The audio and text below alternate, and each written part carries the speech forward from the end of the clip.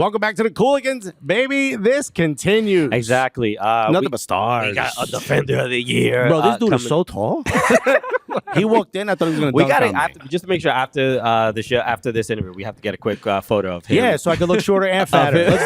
Let's do it. Let's send it to my cardiologist. But we are joined by center back for FC Cincinnati, Matt Miazga. What's up, man? What's going on, Thanks man? for having me, guys. Thanks for being nice here. energy. I like it. This is a little different, right? but it's important. Yeah. I know you have a ton of interviews here at Media Day. I promise this will probably be the most fun. The funnest, all right. But yeah, you are a person who we've wanted to have on the show for a long time. You should have got me earlier, man. We tried, dog. Really? Yeah. You're talking about media team right now. Your interviews, your energy on the pitch. I mean, you just have a lot of historic moments in Major League Soccer. You say with it the with national your chest, team. Yeah. But Can't be scared, bro. But Facts. this is we're here chatting with a lot of players that are involved in Onside, the documentary on Apple TV Plus. So we have to ask what your experience being followed around, getting sort of that behind the scenes of last season, which I know was a little tough for you as well. What was that experience like for you? It was cool. It was cool. Obviously, they're well known, and the documentaries they've put out were pretty cool. And I think it's cool to kind of, like I said, get a closer look at us soccer players in this league. And I think the good thing is to show the people that we're all normal people. We're all human beings. We're all the same. Just because we play a sport doesn't make us better than anyone. Some of us are 6'4". Gorgeous tall dudes who play professional athletes. Slightly different. No. We're normal. Just don't look me in the eyes. But like I said, we're all normal people, and we just want. It was good for them to see us, day to day. Mine was a bit more reserved. I didn't want him to kind of come into my private life like that.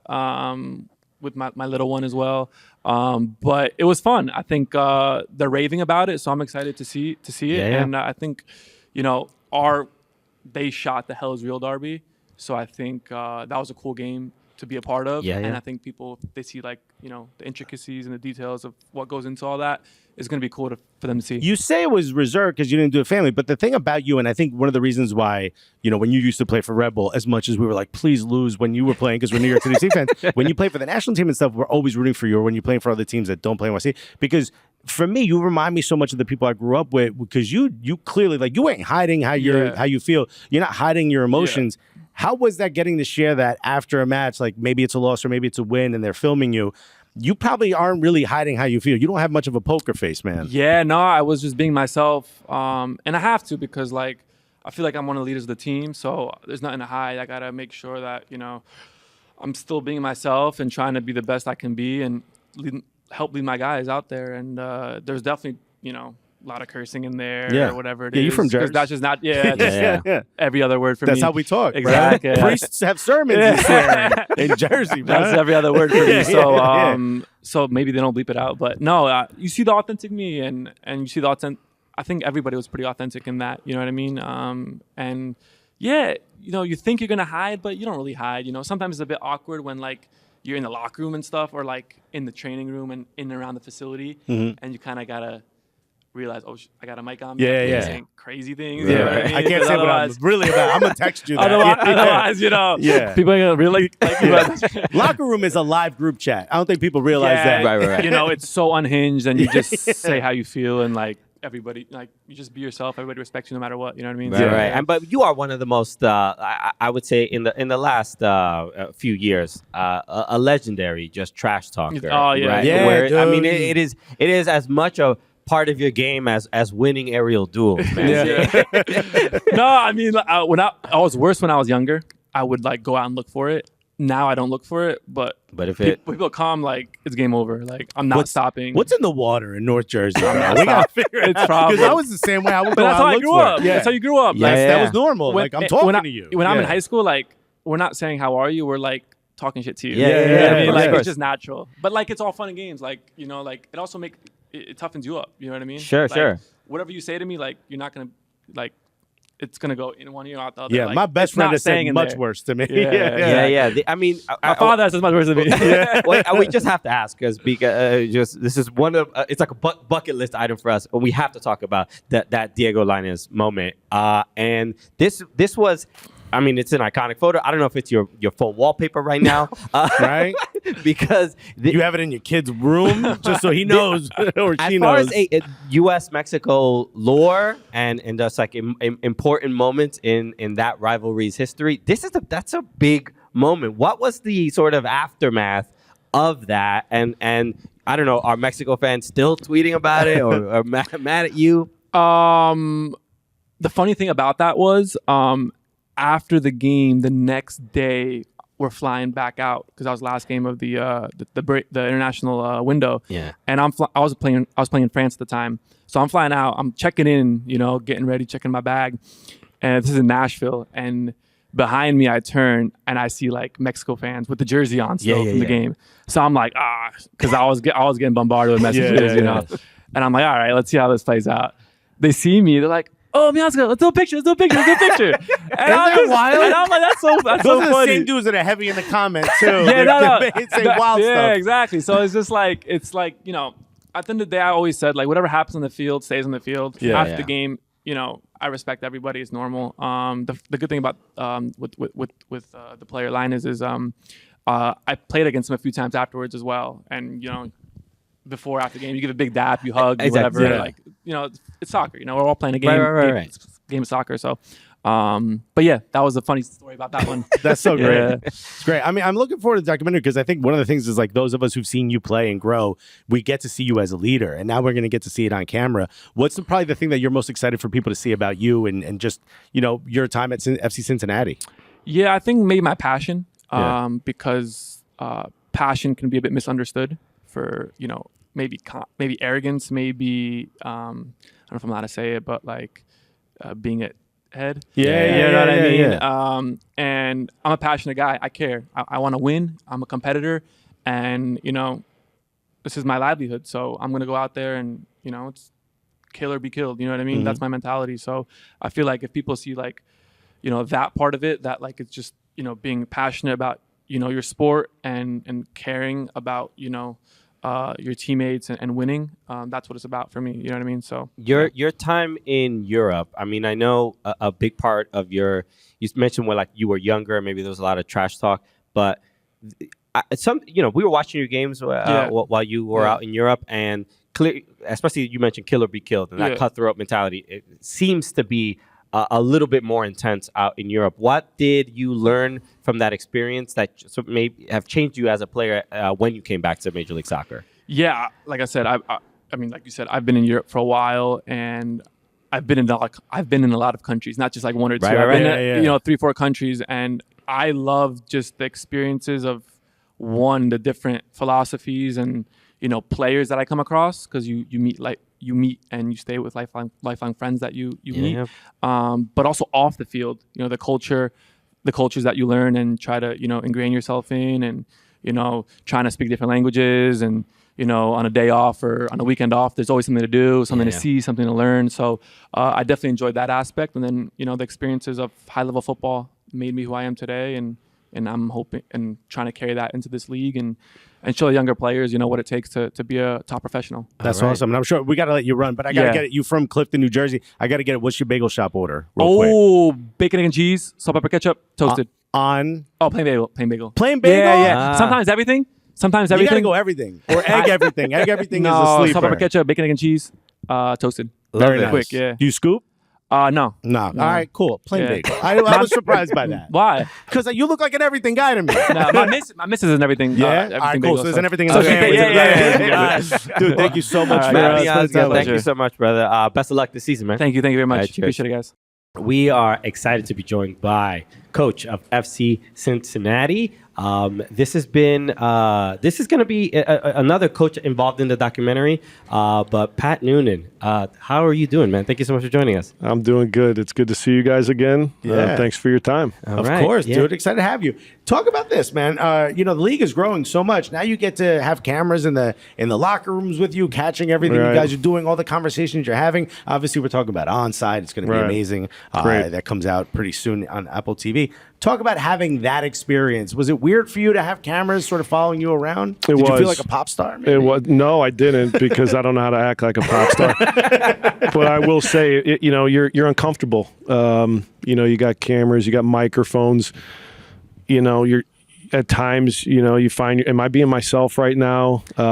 So it's just trying to understand that, Onside, box to box, they have our best intentions. They're just trying to show us as coaches, but also, as humans, as people outside of the work we do. And, they capture that with the time we're spending with our families and away from the field. But I think it's unsettling at times, and maybe even when I get comfortable with it, I can tell coaches that are maybe uncomfortable. The players, I think they did a really good job, but there was a lot of moments that I didn't see where, I don't know how uncomfortable they might have been, but it's the world we live in. The fans want content, and they want to know more about the players and the coaches and the clubs, and I get that. So for us, it's just trying to get used to it. Yeah, I think working in this field, you watch reality shows, so you feel the cameras around, like, oh, should I be flipping a table? Like, I mean, why?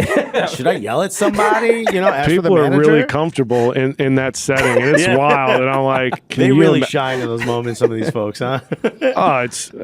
I'm a bore. I say it all the time, and I'm like, I don't know how great this is going to be for the viewer, but if this was every day, you're going to be disappointed.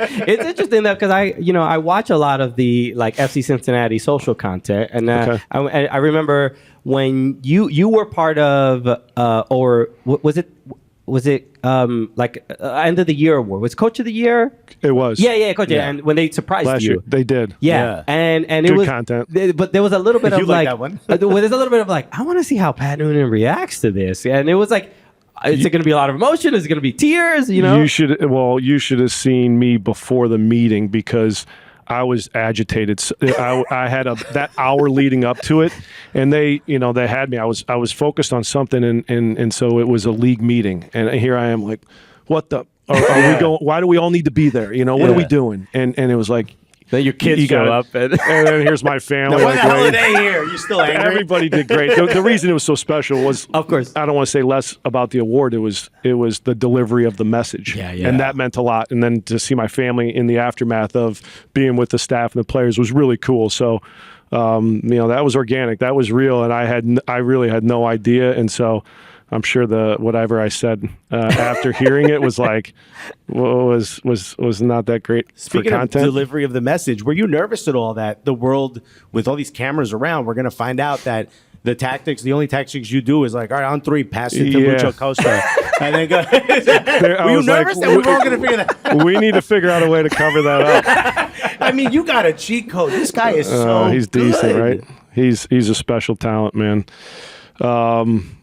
It's so fun to work with him, because the level of talent, but then also, the challenges, because he's so emotional and so competitive. And what I try to remind him is not everybody sees and can play the game at your level. Mm-hmm. So you have to find a way to be patient, and you have to find a way to lead outside of just the quality of the player that you are. So, we've had our challenges, but I tell you, our relationship's grown. He's such a good kid, and he is really he's put Cincinnati on the map in a different way. Sure. We weren't a team that anybody was talking about years ago, and he's carried us in a lot of the stretches that maybe we weren't at our best. Well, I mean, yeah, it's like FC Cincinnati when they joined Major League Soccer were, I mean, respectfully, a bit of a laughing stock, right? And it was a wooden spoon at early on, and then you changed that. We did a A roast. A lot We of did an people. MLS roast. We do this MLS roast for ISC, which is the Independent Supporters Council. And one of our biggest jokes that popped off in the room, this was in 2019. I think after the first season, if I'm not mistaken. And, Right? and the joke was basically all the supporters from all the supporters groups are all in the building. presidents and vice presidents. Was it Die Ingolstadt? Am I saying that correctly? Yeah. Yes. Yes. Yeah. Yes. It's a very But German we name. asked the crowd. We say, "Hey, is FC Cincinnati here?" And Alexis told this joke, and then they were like, "Oh yeah." And then I go, you said, no, actually, that was a quote from every team that played FC Cincinnati. It's not bad. Not bad. It was It's a good bit. It was good. Yeah. That's That's the time. changed. I can't use that this I year. don't want to laugh too much. No. I can't use that this year. You guys are really good. But the turnaround for this team to go from that to is essentially one of the most difficult places to play in Major League Soccer. There must be a huge point of pride to turn things around so quickly for you. Of course, when it started, there was, of course, a lot of question marks. Yeah. But you look at the roster, you say, okay, Lucho Acosta, Brandon Vasquez at the time, Brenner, experienced players like Jeff Cameron. I'm going to be, we had Nick Haglund, the local kid. I'm going to leave names out of the mix there that helped to turn things around. It's like, this is a talented team. Look at the fan base, look at the stadium, look at the facilities, look at the support from ownership. It's just getting some wins, getting belief. And if we could get there, we can accomplish some things. And I think the progress that we've made and where we're at today, it started in 22 and there was a lot of people doing a lot of good work to get us to this point. So it's been fun.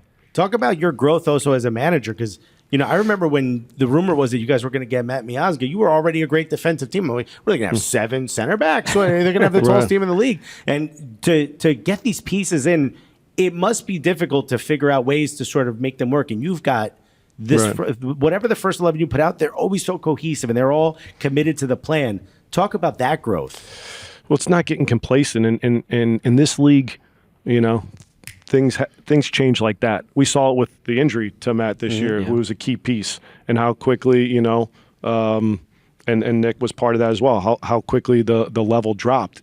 The goal is to have depth at every position. And if we want to compete and win trophies every time we step on the field with whatever competition we're in, you're going to need to be ready to replace that top talent, that's moving on for a transfer or that gets injured or it's away for international duty.